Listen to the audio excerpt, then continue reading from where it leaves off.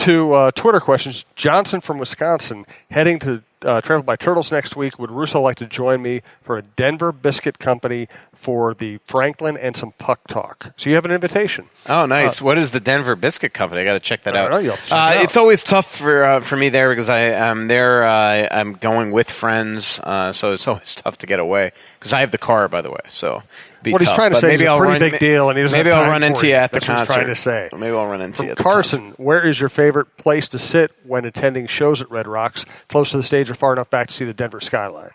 Both. I usually roam. I like to get when they're in the midst of their set list, which like in Duluth, they played like 5-6 epic songs in a row.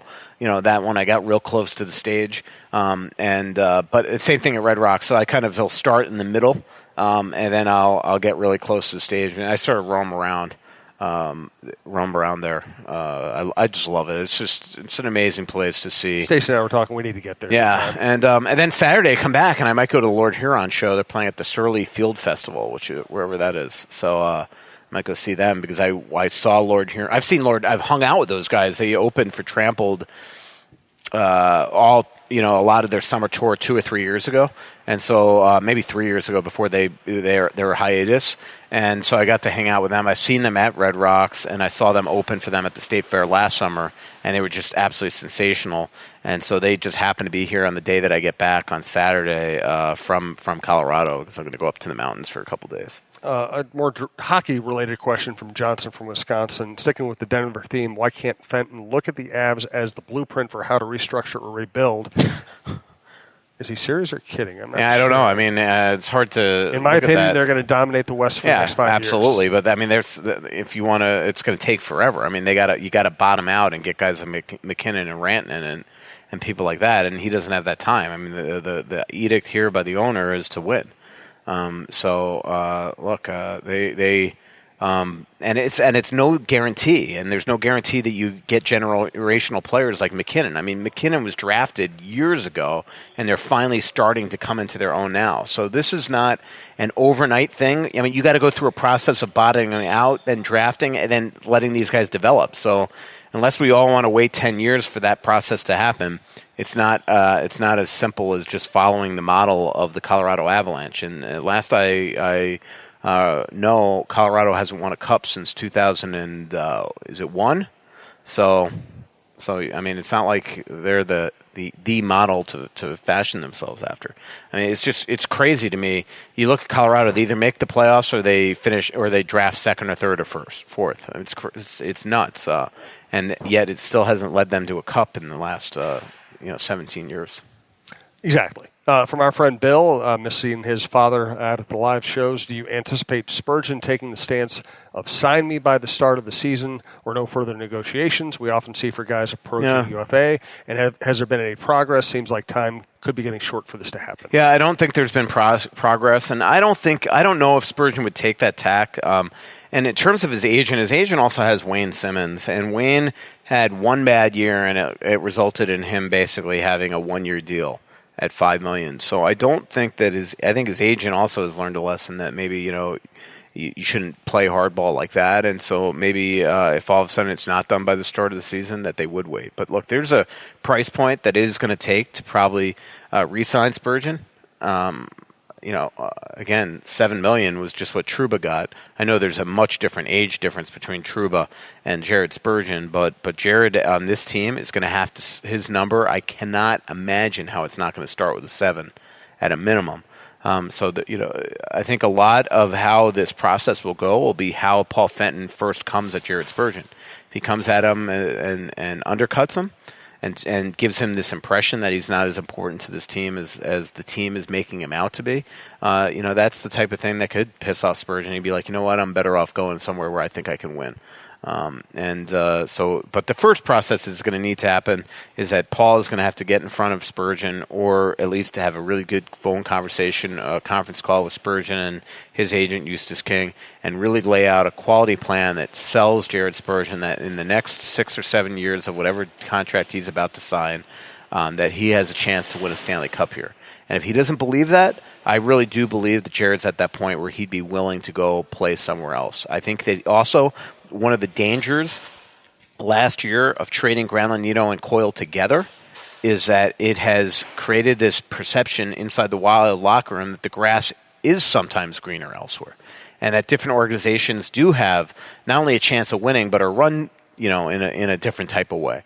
And I know that especially Niederreiter, I haven't talked to Granlund, but especially Niederreiter and Coyle absolutely loved the situations they were in, besides the fact that they both went to the conference final and one went to the Stanley Cup final. So all of a sudden you trade all three of these guys at once. Now the report's going back to all their friends. It's like, wow, sometimes it's great to get that fresh start. I think Jared sees that. I really do. And that's why I just don't believe, unless the price is out of this world, that it's just going to be a simple, all right, sign on the bottom line. One contract that might be comparable is Ryan Ellis at $625. Different time. Next year there's going to be a different price point with a lot of these guys. Trouba just set a price at $7. There's a lot of right shot defensemen. Alex Pietrangelo, Tyson Barrie. There are a lot of guys out there, and then left shots, the Torrey Krug of the world, that are going to set sort of a new market here. And I do think that it's going to, make life a little hard for getting Jared signed. Wow. Interesting. Good question, by the way, to get a start on that discussion. Hey, Bite Squad has been great for the network. They're great just for us as a family when we order food out, because it shows up looking and smelling and tasting great, just like a waiter or waitress delivered it to you. They deliver breakfast, lunch, and dinner. They deliver anytime you want. They deliver wherever you want, office, home, elsewhere, parties, whatever. You can sign up for the member deal, $6, basically $5.99 a month for free deliveries any place within 4 miles. Use the promo code TALKNORTH to get your first delivery fee waived, and keep using them after that, because they've been great to Talk North, and they've been great every time I've ordered them. Bite Squad, bitesquad.com, or Bite Squad, the app. From Derek Velska, based on what you've seen with contracts and NMCs handed out, have NHL GMs learned from their mistakes in the Vegas expansion, or does this really bode well for Seattle? No, I don't think that. I think Seattle's going to have a much tougher time. I really do. But we'll see. I mean, to me, the no movement clauses is all relevant. It's whether or not we get to the 2021 expansion draft and teams look at Florida, look at Columbus, look at Anaheim, look at Minnesota, and say, holy mackerel, maybe it's just better to lose our player. Why make a trade and give them multiple assets? Why give them Marchessault and Riley Smith? Why give them William Karlsson? Why give them Shea Theodore? Why give them Alex Tuck and Eric Hollett? Just take your hit. Everybody's going to lose a team, and I'll lose a player, and just lose that player. To me, the no movement clause, it's all irrelevant. It's more that to me that we don't know now, and that's why I just think it's going to be harder for Seattle to make trades.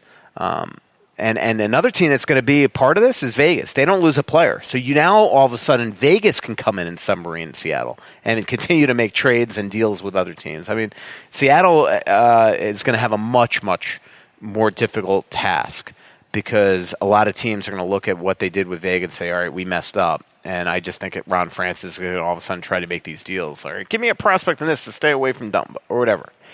And I think it's going to be a lot more where, GMs are going to be like, no, just take my player. That makes sense. From Mike Burgoyne, basically asking, is it important to have Spurgeon signed by the start of the season? I mean, yeah, I think so. But because if all of a sudden they suck, which is a possibility, they start 13 of their first 18 on the road, it's going to absolutely change the complexion of the negotiation. Where Spurgeon's going to be like, you know what? Maybe it's just better to go somewhere else.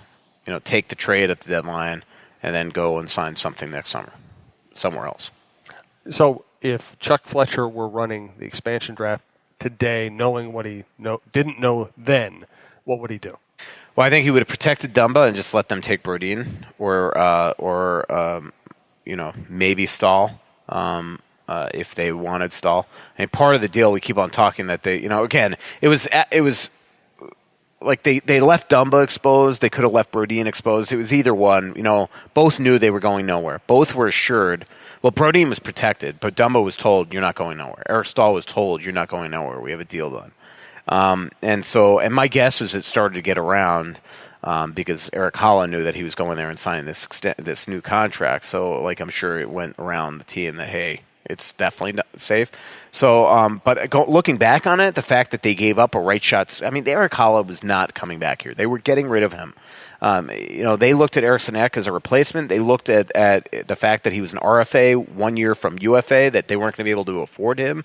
Eric probably wanted to go somewhere else, too, the way that he was treated, especially after the Hansel trade, where he was playing great, and then all of a sudden he was downgraded to the fourth line because of that Hansel trade. I'm sure that he was just saying, you know what, I'll just bide my time, sign for one, and leave. So they weren't going to be able to bring him back, but giving them Holla giving them Tuck to entice them to take Holla, to me, was the mistake. And that, to me, in hindsight, if Chuck Fletcher knew like how badly this team needed a right shot, how badly they needed a prospect, I think looking back on it, he probably wouldn't have done that. In hindsight, he wouldn't have. Thanks to Tony Hoaglund. In hindsight, Craig Leopold wouldn't have let him. Right. Thanks to Tony Hoaglund, Hoaglund. Best endorsement of Tony is we both get our insurance through Tony. I get my house insurance, my my property insurance. He also handles financial services. He can help you in a lot of ways. Completely trustworthy, great guy. Has been great for us. Tony Hoaglund, Hoaglund, your State Farm agent who works out of Champlin. Hey, Minnesota sports fans. This is your local State Farm agent, Tony Hoaglund. I need you all to ask yourselves this question. If you're in an at-fault car accident and you are sued for $700,000, how much of that $700,000 will my current insurance company pay? If you are unsure or can't answer all $700,000, you need to give us a call. State Farm has been number one in car insurance since World War II and number one in homeowners insurance since 1964. For a no-obligation review of your current policies, call us at 763-421-4900 or check out our website at www.champlininsurance.com. And remember, July 31st, 7 o'clock, Tin Shed, come out and see us. Wow. Hey, just to let you know, the Trouba contract's even worse. What is it? It's 7 years at $8 million. Oh, my. Holy crap. Oh, my. Wow. Yeah. Eustace King's jumping for joy today. Wow. From Jake Gray, did you get the phone number of the cow that licked you? Did you see that? Yes, I did. Yeah. From Chris, did you see Anthony LaPanta yodeling on video? I avoided that at all costs. You should definitely see it. No, thank you. From Chris Langley, random inside question. Game 7 Sharks versus Golden Knights. Did we ever figure out where Pavelski was bleeding from under his helmet and how blood was pouring out of the vent hole so quickly? I think it was the forehead, but I'm not positive. But it was ugly.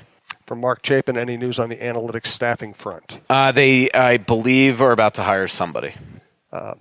Anybody you can mention? I mean, no. Okay. And I mean, if I mention the person that I'm hearing, it would probably mean nothing to everybody. I mean, it's just one of those behind-the-scenes things, but it's, it's somebody that I think that they like.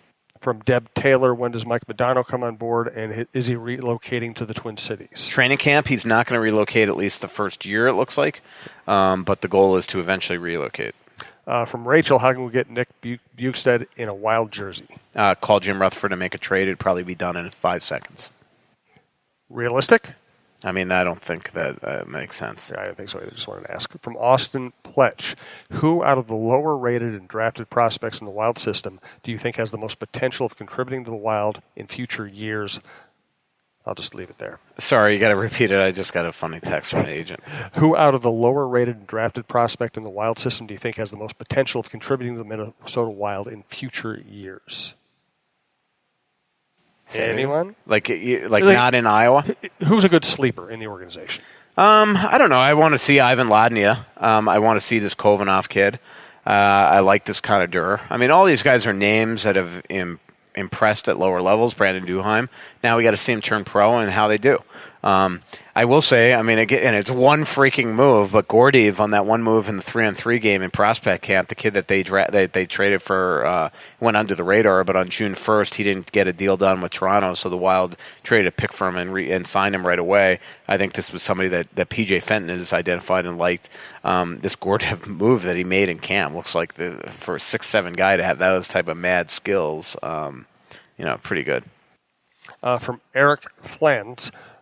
would the Wild be interested in someone like Josh Hosang? I don't know. I mean, if they were, I think it could. Same thing. I think it could be done by now. I mean,